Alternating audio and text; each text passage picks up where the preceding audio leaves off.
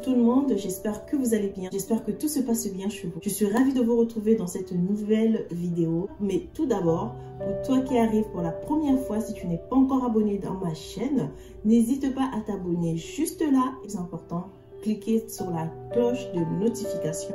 Et vous qui êtes là, je vous remercie de votre présence, je vous remercie pour vos vues, pour tout ce que vous pouvez faire pour que ma chaîne puisse avancer.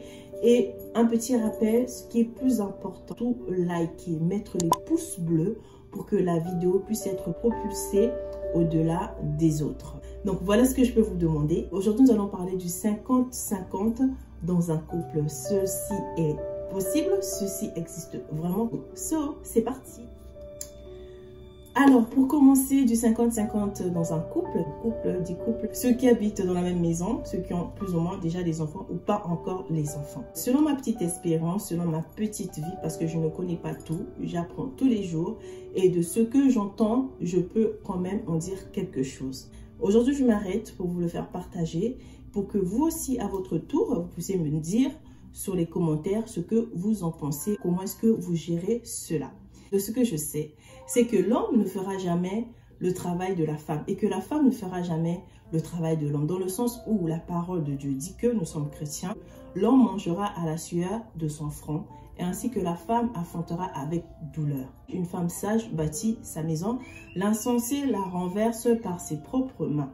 Nous choisissons le camp des femmes sages parce que nous veillerons à notre propre vie, à la vie de nos enfants ainsi qu'à la vie de nos maris. Ce qui fait que on parle du 50-50, tout commence de la base, de comment vous êtes rencontrés, de comment vous avez posé les choses. Si ton conjoint et toi vous êtes rencontrés et que c'était tout de suite du 50-50, par exemple, t'es invité au restaurant et que là, tu te suggères, alors tu payes comment ta facture, là tu comprends rapidement que oui, ça a été du 50-50 dès le départ. À ce moment-là, jusqu'à présent, tu es encore dans ce foyer, tu as accepté cela. Ou d'autres, c'est dans le sens où l'homme vient te faire la cour, accepte et t'invite au restaurant, dit que non, non, non, ne paye rien, c'est moi qui prends en charge parce que je suis un homme, je dois prendre soin de toi, je dois t'aider. À ce moment-là, jusqu'à aujourd'hui, vous êtes aussi ensemble. Donc tout ça, il faut avoir la communication. Il n'est pas mauvais qu'il y ait du 50-50. Tout dépend de comment ça se passe, de comment est géré. Parce que autant l'homme peut dépenser plus, autant que la femme aussi peut dépenser plus. De ce que je sais, de ce que j'ai toujours entendu, de ce que j'ai toujours vu, c'est la femme qui travaille pour l'homme en général. J'ai toujours vu mes grands-mères aller au marché, aller vendre. C'était des grandes femmes commerçantes. À côté de ça, je voyais leurs maris, qui sont mes grands-pères, à la maison. Plus tard, je comprendrais qu'ils avaient perdu leur travail. À ce moment-là, il fallait que les mères puissent se lever pour aller travailler. Ça vient de soi dans le sens où une vraie femme ne peut pas rester dans son foyer les bras croisés et à ne rien faire. La femme, elle contribue toujours à la participation quotidienne de son foyer. Ce que j'ai compris dans la vie, c'est que à un moment donné, comme on dit, chaque chose en son temps, dans le sens où on est jeune fille, on sort de nos parents, on sort d'une certaine éducation. Nos parents nous mettent à l'école, on va travailler. Pourquoi les filles ont droit à la scolarité? Parce que demain, elles peuvent être des présidents, elles peuvent être des médecins, elles peuvent être beaucoup, voilà, des grandes femmes d'affaires et qui produisent de l'argent. Elles peuvent aussi faire le même travail que l'homme. Ce qu'on appelle l'égalité des droits qu'on a maintenant aujourd'hui.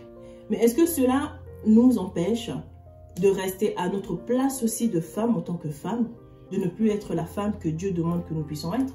À ce moment-là, si on parle du 50-50, on a dit que l'homme mangera la sueur de son front et que la femme enfantera avec douleur. Donc du 50-50 dans un couple, surtout dans les couples africains, c'est rare. À ce moment-là, qu'est-ce qui se passe? La femme elle tombe enceinte.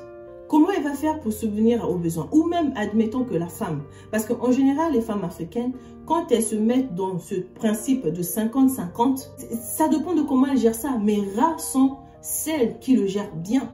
Face à leurs hommes, face à leur mari, il n'y a plus de respect, il n'y a plus cette estime. Parce que, au moindre faux pas de la part de ce monsieur, il lui fera comprendre que c'est grâce à moi qu'on tient. C'est grâce à moi que tu arrives à payer la maison. Vous voyez? Donc, c'est toujours ça. D'où, en général, les hommes africains n'aiment pas ces histoires de 50-50. Un vrai homme dira toujours que, écoute, moi, je prends tout ce qui est capital. Le reste, tout ce qui est popote, tout ce qui est ci, ça, tu le fais. Ça, c'est un bon entendement en vue générale d'un couple. Parce que la femme, les efforts qu'elle pouvait faire auparavant, avant qu'elle soit mariée, avant qu'elle puisse avoir des enfants, ne peut plus les faire au moment où elle est en train de faire les enfants, d'éduquer les enfants et ensuite de ça, aller travailler. C'est impossible. Donc, chacun doit prendre ses responsabilités, savoir qui fait quoi à la fin du mois, qui gère quoi, qui paye quoi. Parce que quand elle va quitter le travail pour aller faire du 50-50 à la fin du mois, elle doit rentrer le soir pour cuisiner, pour s'occuper des enfants, pour faire tout ça. Impossible.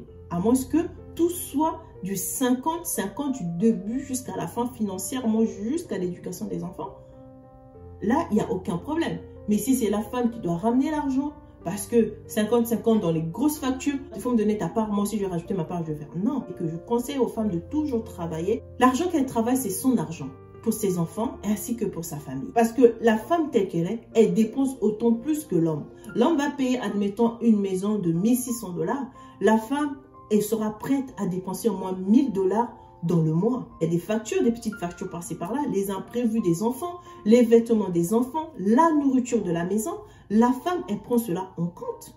C'est ça qu'il faut se rendre compte. Donc, faire du 50-50, rester sur cette position, moi, c'est du 50-50. Si c'est pas ça, c'est rien. Ou ça vous fait des sujets de dispute à la maison, ça ne sert strictement à rien. Dans un bateau, il y a un seul capitaine. Toi qui es un vrai homme, tu prendras tes responsabilités. Parce que ta maison, ton foyer, c'est ton pays, c'est ton domaine, c'est ton entreprise. La femme vient comme premier ministre, la femme vient comme secrétaire. C'est vous deux que, comme on dit, que ça match. C'est comme ça, il n'y a pas deux dirigeants. Parce que faire du 50-50, vous arrivez à l'égalité. Il peut y avoir de manque de confiance, il peut y avoir de manque de respect, il peut y avoir de l'infidélité dedans.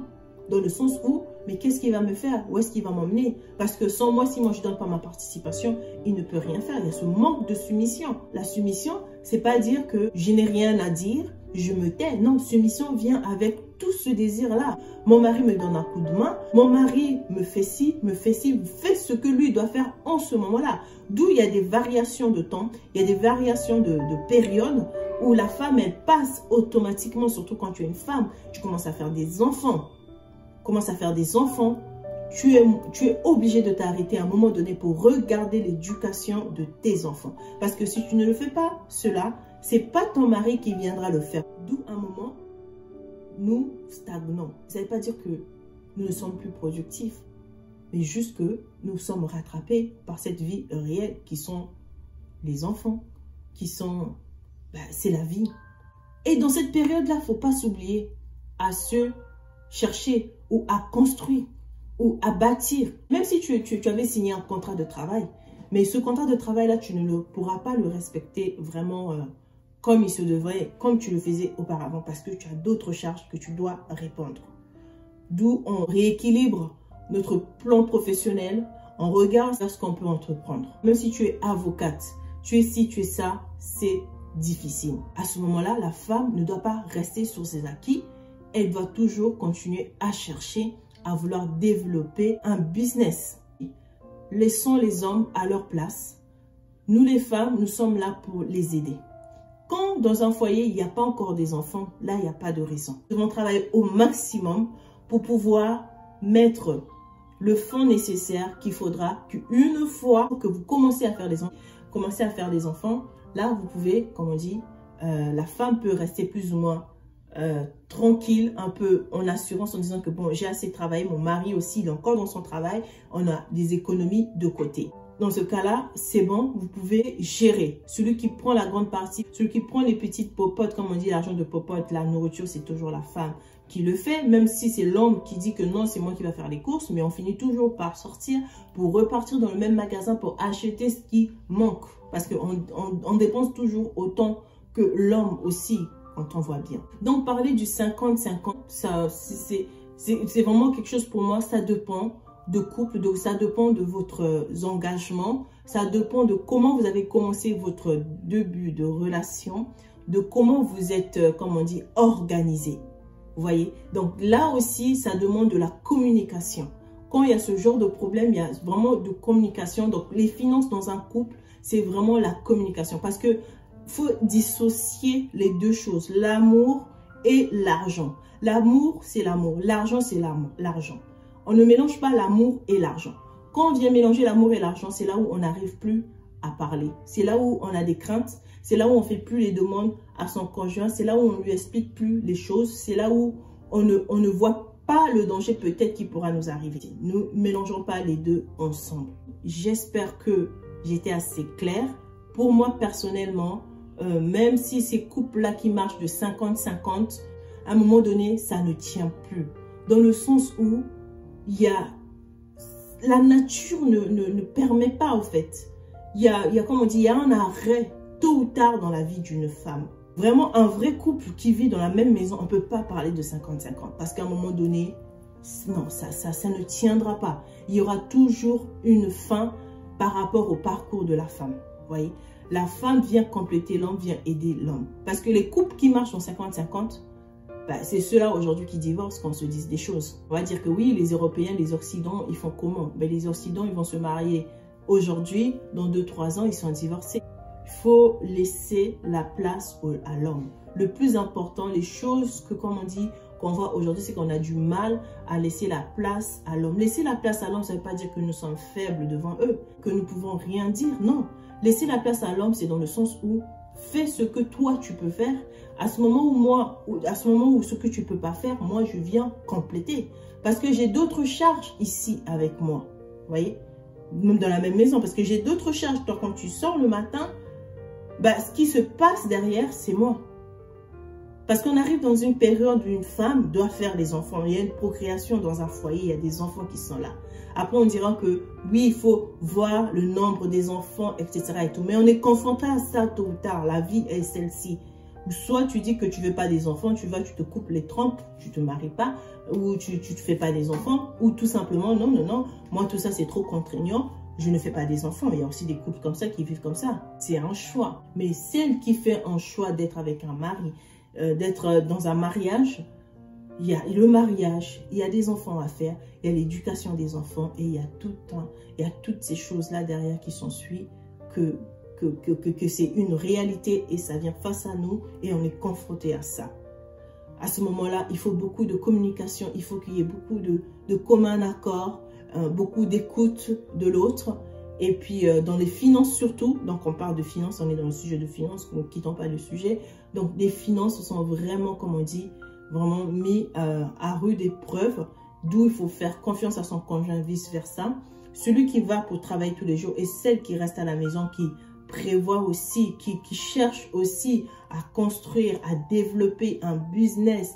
Beaucoup de choses, c'est ce qu'on fait même. Je suis ravie de voir des jeunes femmes entreprendre, de jeunes femmes même qui sont plus, comme on dit, futées, dans le sens où, non, moi, ou même avant de me marier, je travaille dur. Parce que quand je quitte chez moi, je vais directement dans mon mariage. Donc, cette jeune fille-là va travailler dur, va même déjà peut-être acheter sa maison et le faire louer pendant qu'elle est chez ses parents. Parce qu'elle prévoit le lendemain, elle se dit que demain je vais me marier, je vais avoir des enfants, je n'aimerais pas qu'il me manque un centime. Vous voyez ce que je veux dire? Ça dépend du partenaire à laquelle vous tombez, la vision aussi que vous avez, parce que dans un foyer aussi, dans un couple, vous devez avoir une vision, des projets. Quand il y a des projets, il y a des challenges qui sont mis à l'épreuve. Vous devez vous battre pour atteindre chaque challenge. Donc l'argent qui vient dans la maison, c'est l'argent pour vous deux. Vous dites que dans 1 an, dans 2 ans, qu'est-ce que nous allons faire? Nous allons faire ceci. Combien ça coûte? Ça va coûter ci. Qui peut travailler fort? Celui qui est apte d'aller travailler fort, ira travailler fort. Mais jusqu'à ce que vous allez atteindre votre objectif, comme ça, il y a toujours des projets dans un couple. Il faut la communication. Il faut faire des plans d'épargne. Il faut faire des plans de crédit. Il ne faut pas aller s'associer avec quelqu'un qui a déjà un mauvais crédit. Ici, en Amérique, on parle d'un mauvais crédit. Chez nous aussi, on parle aussi d'être affiché bancaire. Un mauvais crédit aussi, pareil. Tu ne vas pas aller t'afficher avec cette personne, rentrer dans le mariage avec cette personne. Vous voyez les amis, voilà ce que j'avais à vous partager. J'espère que mon message a été assez clair. Ce qu'il faut retenir, c'est que selon le partenaire sur lequel vous tombez, ayez le dialogue, ayez les projets. C'est dans les projets que vous allez être stimulé pour atteindre ce but. C'est dans les projets que vous allez construire. Et aussi, il faut laisser le temps à l'autre, dans le sens où qui est la femme qui fait les enfants, à être patient, à croire à son partenaire, à croire à la capacité de son partenaire. Et toi, la partenaire qui est la femme qui reste à la maison, qui commence à faire les enfants, tu ne dois pas rester les mains croisées, attendre que l'autre aille travailler dur. Tu dois aussi entreprendre à faire quelque chose, si tu en as la possibilité. D'où il y a des hommes qui investissent aussi pour leurs femmes, dans le sens où je te fais confiance, tu prends telle somme d'argent selon le projet que tu m'as parlé, je te le donne, tu crées un projet en espérant que ça marche. Ce qui est important dans la vie, il faut savoir que chaque chose a son temps. On ne peut pas tout faire. Il y a une période où tu es comme ça, il y a une période où tu es comme ça. Le plus important, comme je dis toujours dans mes vidéos, c'est pouvoir se relever et être patient dans la vie, parce qu'on ne peut pas gérer par-ci par-là. Il y a toujours, si tu veux gérer le travail, tu veux gérer la maison, tu veux gérer les enfants, tu veux gérer l'éducation, tu veux gérer ton business, beaucoup de choses. Parmi ces choses-là, il y a une chose qui va t'échapper. Mais je pense que le plus important, c'est d'investir sur nos enfants et surtout l'éducation de nos enfants, ainsi que aider nos conjoints pour encore les propulser vers l'avant, pour être, comme on dit, gagnant dans cette affaire. Derrière un grand homme se cache une grande femme. Sur ce, je vous embrasse et je vous dis à très bientôt.